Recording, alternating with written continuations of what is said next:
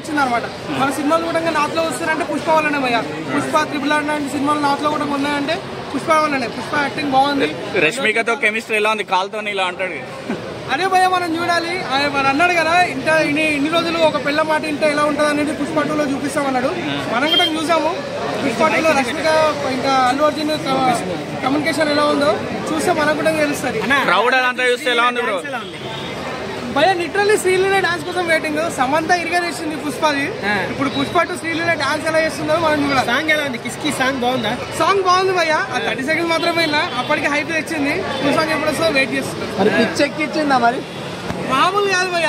Full Samantha కంటే అసలు వేరే లెవెల్. శ్రీలీల అందరూ అయిపోయింది అనుకుంటున్నారు. మళ్ళీ సినిమాలు రావట్లే అయిపోయినాయని ఈ సాంగ్ తోటి మళ్ళీ ఆపర్చునిటీ వస్తాయి భయ్య. ఎట్లా అనిపించింది?